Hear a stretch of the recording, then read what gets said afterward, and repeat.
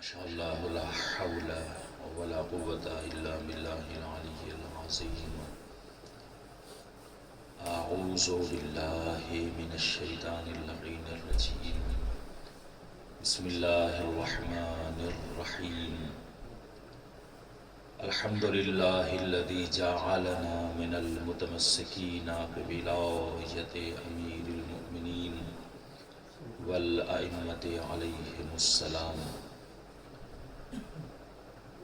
ولعنت الدائمۃ علی اعدائہم وحاسب حقوقہم ومنکر فضائلہم ومصائبہم وشجاعتہم وعظمتہم اجمعین آمین یا رب العالمین رب اشرح لی صدری ویسر لی امری واحلل عقدۃ من لسانی یفقہوا قولی اما بعد فقد قال رسول اللہ صلی اللہ علیہ وآلہ وسلم اشقى الاولین عاقر الناقہ واشقى الاخرین الذی یطعنک یا علی صلوات پڑھ لیں محمد وآل محمد۔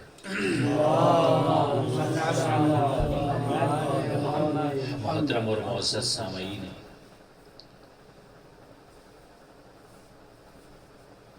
جس حدیث کو عنوان کلام قرار دیا ہے، اسی کے ذیل میں نہایت اختصار کے ساتھ کچھ معروضات آپ حضرات کی خدمت اقدس میں پیش کرنا ہے۔ اس حدیث کا انتخاب ہم نے اس لیے بھی کیا کہ ابھی تھوڑی دیر کے بعد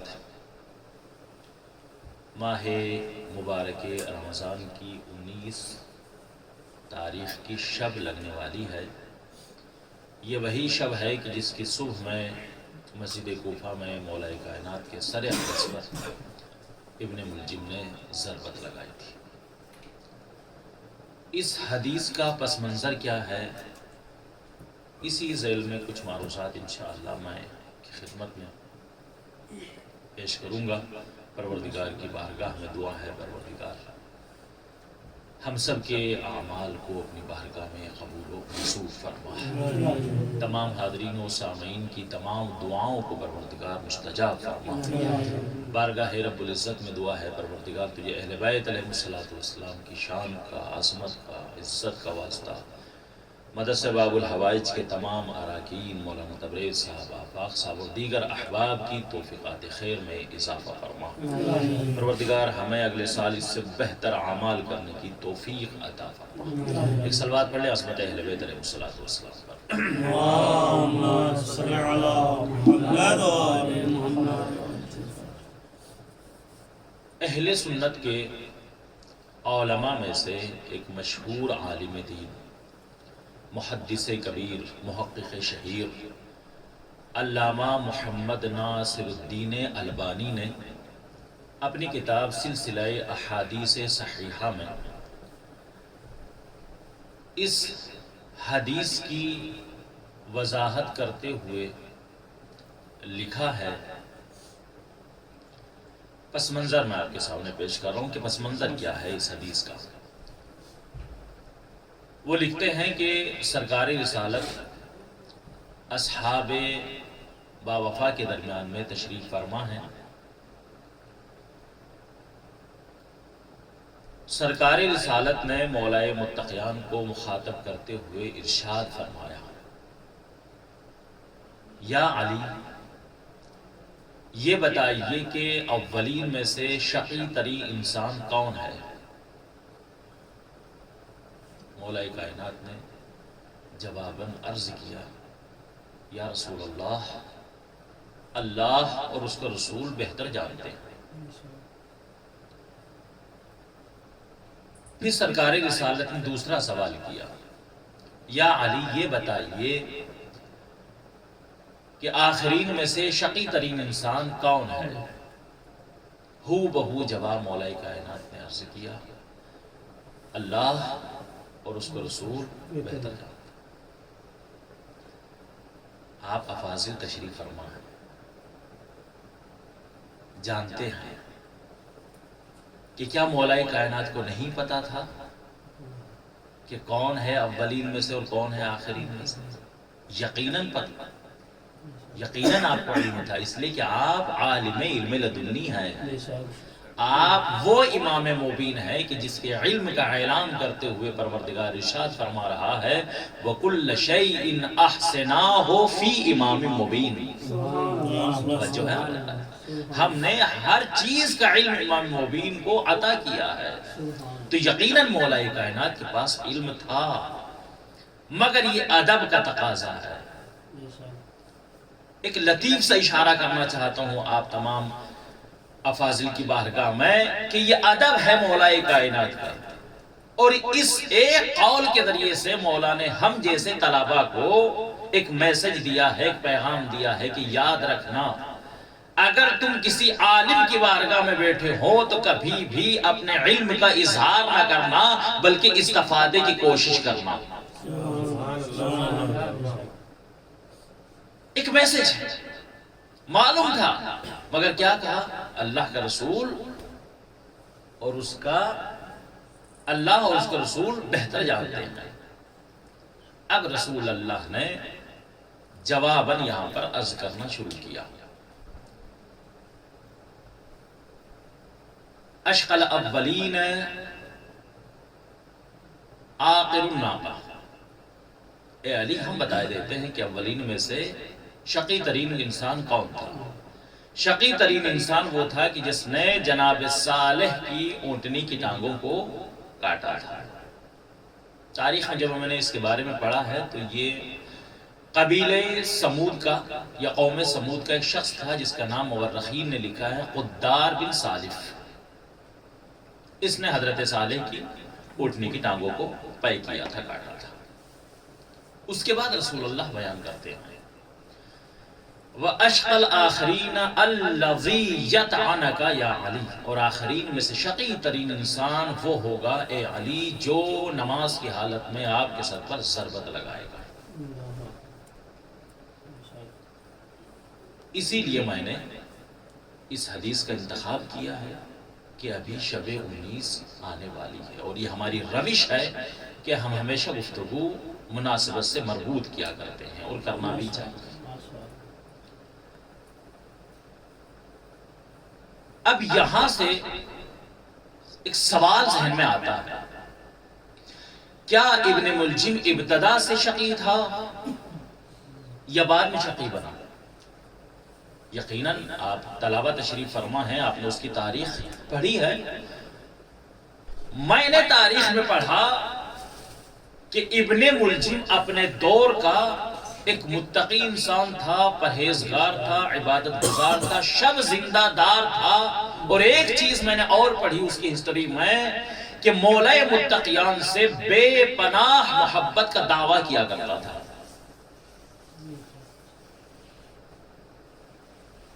یہ میری کوئی خطابت نہیں ہے، روایت کے فقرے ہیں کہ جب عثمان بن عفان واصل جہنم ہوا اور مولا کائنات کو ظاہری خلافت ملی، وہ خلیفہ بلا فصل ہیں، یہ اور بات ہے کہ ان کو اب یہ ظاہری خلافت پہ مولا کائنات آئے، مسند خلافت پر بیٹھ کر مولا نے سب سے پہلا کام یہ کیا کہ اپنے تمام گورنروں کو ایک خط لکھا، کسی کی برقراری کا تھا اور کسی کی معزولی کا تھا۔ تمام گورنروں کو جو خطوط پہنچے ہیں ان میں سے ایک خط تھا جناب حبیب کے نام۔ جناب حبیب کون؟ اس وقت یمن کے گورنر تھے، غالباً حبیب بن مالک یا کچھ اور ان کا نام تاریخ میں ملتا ہے۔ ان کو وہ خط پہنچا، اس میں لکھا تھا حبیب ہم تمہیں تمہارے عہدے کے اوپر برقرار رکھتے ہیں، تمہاری ذمہ داری یہ ہے کہ یمن والوں سے ہماری بیعت لو، اور دوسرا کام تمہیں یہ کرنا ہے کہ اہل یمن میں سے 10 ایسے افراد کو ہماری خدمت میں بھیجو کہ جو متقی ہوں، پرہیزگار ہوں، دیندار ہوں۔ سب سے پہلا کام تو حبیب نے یہ کیا کہ سب سے بیعت لی اور اس کے بعد اس نے ایک فہرست بنائی اہل یمن کی کہ دیندار کون ہے. اس کی نظر میں جو مشہور ترین دیندار تھے اس نے ان 100 کے نام لکھے. اب مولا کو 10 مطلوب تھے، اب اس نے عدد کم کرنا شروع کیا، گھٹاتا رہا 80 70 60 50 کم کرتے کرتے آخر میں 10 افراد اس نے منتخب کیے کہ جن کو مولا کائنات کی بارگاہ میں بھیجا جائے. اب یہ منتخب شدہ 10 افراد یمن سے چلے مولا کائنات کی بارگاہ میں آئے. آنے کے بعد انہوں نے سلام کیا اور سلام کرنے کے بعد انہوں نے بیعت کرنا شروع کی. ان 10 آنے والوں میں سے جناب اسبغ بن نباتہ تمیمی مولا کائنات کے ابرز اصحاب میں سے بیان کرتے ہیں کہ یہ 10 افراد آئے، ان میں سے ایک ابن ملجم بھی تھا. یہ وہ دلیل ہے جو میں نے شروع میں کہا تھا کہ اپنے دور کا متقی دیندار پرہیزگار شب زندہ دار انسان تھا ابن ملجم. ایک ابن ملجم بھی تھا. اب انہوں نے بیعت کرنا شروع کیا. جب ابن ملجم کا نمبر آیا آگے بڑھا اور فرط محبت سے اس نے مولا کائنات کے ہاتھوں کو پکڑا اور بیعت کی. جب اس نے بیعت کی تو مولا نے اسے غور سے دیکھا اور غور سے دیکھنے کے بعد مولا نے اس سے ایک سوال کیا، مرادی انت، کیا تو مرادی نہیں ہے؟ روایت کی فکریں ہیں. اس نے کہا نعم یا امیر المؤمنین، ہاں میرے مولا، اے امیر مومنین کے آقا و مولا، میں یقیناً مرادی قبیلے سے تعلق رکھتا ہوں. جیسے ہی اس نے بتایا کہ میں قبیلے سے تعلق رکھتا ہوں، مولا کائنات نے اپنی زبان پر کلمہ استرجاع جاری کیا، انا للہ و انا الیہ راجعون. اور دوسرا کلمہ جو مولا نے ارشاد فرمایا، لا حول ولا قوة الا باللہ العلی العظیم. یہ 2 کلمے ارشاد فرمانے کے بعد ایک مرتبہ روایت کی فکر یہ ہے کہ وَيَضْرِبُ إِحْدَى يَدَيْهِ عَلَى الْأُخْرَى، روایت کی فکر ہے کہ مولا بار بار اس کو دیکھے جا رہے تھے اور اپنا ہاتھ اٹھا کر دوسرے ہاتھ کے اوپر مار رہے تھے. اِنَّا لِلَّهِ وَإِنَّا إِلَيْهِ رَاجِعُونَ، اِنَّا لِلَّهِ وَإِنَّا إِلَيْهِ رَاجِعُونَ. اب اس منظر کو پورا دربار دیکھ رہا ہے. مولا نے ان تمام کو نصیحتیں کرنا شروع کی. نصیحتیں ہو گئی، انہوں نے اجازت مانگی، مولا اجازت ہے کہ ہم اپنے وطن لوٹ جائیں؟ مولا نے کہا کہ ہاں تمہیں اجازت ہے، چلے چلے. جب یہ وفد چلنے لگا جو 10 افراد پر مشتمل تھا، مولا نے ابن ملجم کو آواز دی، واپس آ گیا. ابن ملجم دوڑ کر آیا، نام یا سیدی، کہا کہ میرے ہاتھ پر دوبارہ بیعت کرو. اس نے دوبارہ سے بیعت کی. پھر وہ چلنے لگا. پھر مولا نے آواز دی، واپس آ. اب پورے مجمع کے اندر ایک ہیجان ہے، ایک تعجب ہے کہ یہ ہو کیا رہا ہے. وہ پھر آیا، ہاں مولا کیا حکم ہے؟ کہا پھر بیعت کرو. اس نے پھر مولا کے ہاتھ پر بیعت کی.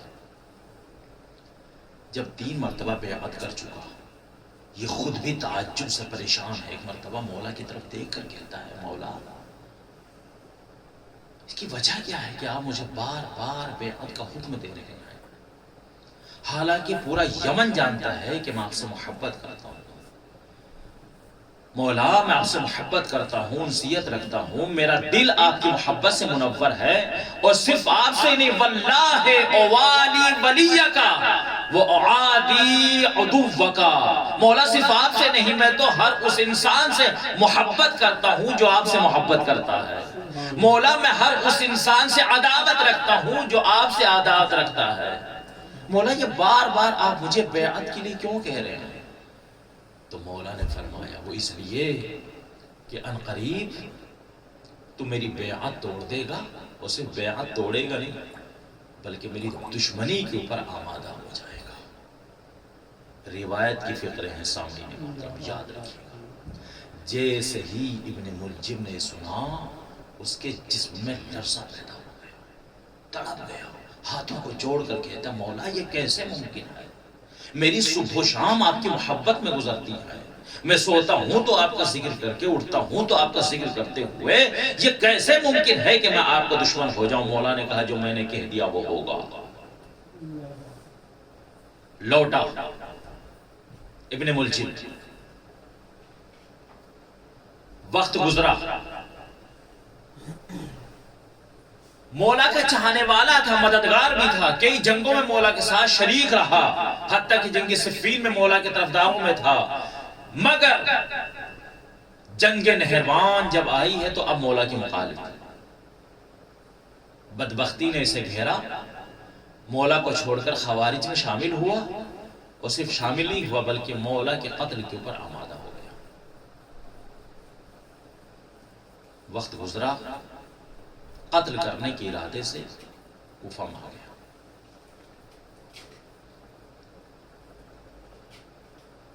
ایک مثل مشہور ہے کہ دشمن کا دشمن دوست ہوتا ہے۔ کوفے میں پہلے سے کچھ مولا کے دشمن موجود تھے، انہی میں سے ایک دشمن تھی قطام، اور قطام بھی ایک اشتباہ کی وجہ سے آپ کی دشمن ہوئی تھی، وہ نہ حقیقت میں آپ کی دشمن نہیں تھی، شروع میں مولا کی چاہنے والی تھی، قطام بعد میں دشمن ہوئی مولا کی۔ اشتباہ کیا ہے؟ اشتباہ یہ ہوا کہ صفین میں جو لوگوں کو ورغلایا تھا اور 10,000 کا جو لشکر مولا کائنات کے خلاف ہو گیا تھا آپ کے لشکر کے افراد میں سے، یہ بعد میں پھر جا کر کے خوارج بنے۔ اب جو خوارج کے ساتھ جنگ ہوئی تو ان خوارج میں شامل ہونے والا اس کا باپ بھی تھا اور اس کے 2 بھائی بھی تھے۔ جنگ تھی مولا کائنات اور اہل یمن کے درمیان، خوارج کے درمیان، یہ خوارجوں کے ساتھ میں تھے۔ ان کا ایک تیسرا دشمن تھا جس کا نام تاریخ نے لکھا وردان، جو کسی زمانے میں ولید کا غلام رہ چکا تھا، اسے اپنی دشمنی نکالنا تھی، چھپ چھپ کر اس نے پہلے اس کے 2 بھائیوں کو مارا۔ باپ کو پتا تھا کہ دشمن یہ نہیں ہے، یعنی علی کے لشکر کی طرف سے کوئی تیر نہیں آیا ہے، چونکہ جس سائیڈ سے جس طرف سے تیر آئے تھے ادھر مولا کائنات کا لشکر تھا ہی نہیں۔ باپ سمجھ رہا تھا، مگر جب اس نے دیکھ لیا کہ قاتل کون ہے، اب اس نے اس کا پیچھا کیا اور جنگلوں کی طرف نکل گیا، اور وہاں جانے کے بعد دونوں میں لڑائی ہوئی اور اس نے اس کے باپ کو بھی قتل کر دیا۔ مارنے والا وردان تھا، تینوں کو اس نے مارا۔ جب قطام کے پاس یہ خبر پہنچی کہ تیرا بھائی اور تیرے دونوں بھائی اور تیرا باپ مارے گئے ہیں اور علی کے لشکر والوں نے مارا ہے، اب ظاہر سی بات ہے باپ اور بھائیوں کی موت کی خبر سنے، اب اس کے ذہن میں آئے کہ علی نے اور علی کے ساتھیوں نے میرا بھرا گھر برباد کر دیا، اب یہاں سے دشمنی شروع ہوئی۔ بدلہ کیسے لیا؟ جب اس کو یہ پتا چلا کہ ابن ملجم آیا ہے اور علی کو قتل کرنا چاہتا ہے، اب میں نے کہا تھا کہ دشمن کا دشمن دوست ہوتا ہے، بلا لیا اور ایسا اس کو آفر دیا، ایسا لالچ دیا کہ بڑے بڑے لوگوں کے جو ہے وہ، اب جو مشہور بھی تھی ظاہر سی بات ہے کہ اپنی خوبصورتی کی وجہ سے، اس نے کہا کہ یہ تو ایک تیر 2 نشانہ، میں تو علی کو ایسے قتل کرنے کے لیے آیا ہوں، تو ضمناً ایک تحفہ مجھے اور بھی ملنے جا رہا ہے۔ اس نے کہا بالکل، اب شدت اور بڑھی ہے، اس کی قتل کرنا چاہتا تھا مولا کائنات، اور یہ قتل کرنے کے ارادے سے اذان گرامی مسجد کوفہ میں داخل ہوا، آ کر لیٹا، سو گیا۔ ادھر مولا مرتقیان بیت الشرف سے نکلے، مسجد کوفہ میں آئے، نماز کا وقت قریب تھا، مولا نے سب کو اٹھایا، انہی سونے والوں میں ابن ملجم بھی سو رہا تھا، اس کو بھی اٹھایا کہ نماز کا وقت ہے، اٹھے۔ وہ اٹھا، نماز کا وقت قریب ہوا، صفیں لگا دی گئی، مولا مصلی عبادت پر پہنچے، صبح کی نماز کی آپ نے تکبیر کی، نماز شروع ہوئی، رکوع اور قیام کی منازل طے کرتے ہوئے جب مولا کائنات سجدے کی حالت میں پہنچے، عزادارو تاریخ میں کیسا سلوک ہوا ہے، جسے انسان تنہائی میں بیٹھ کر جب سوچتا ہے تو یہ سوچ کر روتا ہے کہ علی جیسے اشجع العرب کہ جن کے نام سے بڑے بڑے نامی گرامی پہلوانوں کے دل کانپتے تھے، آج یہ وقت آ گیا ہے کہ ابن ملجم نے علی کے سر پر تلوار ماری۔ اللہ اکبر، مولا کائنات کے سر پر تلوار لگی۔ اس منظر کو دیکھ کر جبرائیل کا گریہ بلند ہوا اور نوحہ پڑھتے ہوئے کہا واللہ تہدمت واللہ ارکان الہدی، اللہ کی قسم آج ہدایت کے ارکان منہدم ہو گئے ہیں۔ اس حالت میں مولا کائنات نے امام حسن کو اشارہ کیا، بیٹا نماز کو مکمل کرائی جائے۔ مولا حسن نے نماز کو تمام کیا، ادھر مولا نے بھی بیٹھے بیٹھے اپنی نماز کو تمام کیا۔ ادھر نماز تمام ہوئی، مولا نے زمین سے خاک اٹھا کر اپنے سر میں ڈالی اور فرمایا فزت ورب الکعبہ، رب کعبہ کی قسم آج علی کامیاب ہو گیا۔ عزادارو بیٹوں نے بابا کے اس منظر کو دیکھا، بیٹے تڑپ گئے، فوراً ایک چٹائی کو بچھایا، مولا کو اس کے اوپر لٹایا، احترام سے مولا کو اٹھا کر گھر کی طرف لے کر چلے۔ جب مولا نے یہ محسوس کیا کہ میں گھر کے قریب آ گیا ہوں، ایک مرتبہ امام حسن کو اشارہ کیا، میرے لال میرے قریب آ۔ ہاں بابا کا بیٹا، ان چاہنے والوں سے کہہ دو سب اپنے اپنے گھروں کو چلے جائیں۔ کسی نے بڑھ کر کہا مولا یہ سب آپ کے چاہنے والے ہیں، آپ کے صحابی ہیں، آپ سے محبت کرتے ہیں، آپ کی محبت میں ساتھ ساتھ آ رہے ہیں۔ مولا نے کہا میں جانتا ہوں سب میرے چاہنے والے ہیں، مگر میں یہ بھی جانتا ہوں کہ جب میں گھر میں اس حالت میں پہنچوں گا اور میری بیٹیاں زینب و کلثوم مجھے اس حالت میں دیکھیں گی تو یقیناً وہ برداشت نہیں کریں گی، بلند آواز سے گریہ کریں گی۔ ارے میں نہیں چاہتا میری زندگی میں نامحرموں کے کانوں میں میری بیٹیوں کی آوازیں جائیں۔ میں ہاتھوں کو جوڑ کر عرض کروں گا اے میرے مولا آپ پر میری جان قربان، آج آپ یہ برداشت نہیں کر رہے کہ آپ کی بیٹیوں کی آوازیں نامحرم کے کانوں میں جائیں۔ اے میرے مولا ذرا سا نکست ہجری میں کربلا کے میدان میں آ کر دیکھیے کہ جہاں پر حسین اپنے اصحاب سمیت جب درجہ شہادت پر فائز ہو گئے، ایک ملعون کی آواز بلند ہوئی، ارے چادروں کو لوٹا جائے، خیموں کو جلایا جائے، خیمے جلنے لگے، بیویاں ایک خیمے سے دوسرے خیمے میں، دوسرے سے تیسرے خیمے میں، ارے سارے خیمے جل چکے، زینب و کلثوم کی چادریں چھن گئی، سکینہ کے کانوں سے خون بہ رہا ہے، سکینہ پکار کر کہہ رہی ہے اے چچا عباس میری مدد کو آئیے، شب تماچے مار رہا ہے۔ جزاکم اللہ خیر الجزاء۔ عزادارو طبیب کو بلایا گیا، طبیب نے زخم دیکھا، مولا حسن سے کہا مولا کا بچنا بہت مشکل ہے، جتنا ہو سکے دودھ پلایا جائے۔ جیسے ہی طبیب نے دودھ تجویز کیا، کوفے میں یہ خبر عام ہوئی، کوفے میں ایک منظر دیکھا گیا، ہر گلی کوچے سے یتیم نکل رہے ہیں، ہاتھوں میں کاسے ہیں، کاسے دودھ سے بھرے ہیں، ایک دوسرے سے سوال کر رہے ہیں ارے کہاں جا رہے ہو؟ تو جواب مل رہا ہے کیا تجھے خبر نہیں، ارے ہمارے مولا کے سر پر زخم لگا ہے، طبیب نے دودھ پلایا ہے۔ اس منظر کو دیکھ کر میں مولا کی بارگاہ میں عرض کروں گا مولا آج کوفے میں آپ زخمی ہوئے، یتیم آپ کے لیے دودھ لے کر آ گئے، اے میرے مولا ذرا کربلا میں دیکھیے جہاں پر چھوٹے چھوٹے بچے الاتش کی آوازیں بلند کر رہے ہیں مگر کوئی الا لعنت اللہ علی القوم الظالمین وسیعلم الذین ظلموا ای منقلب ینقلبون۔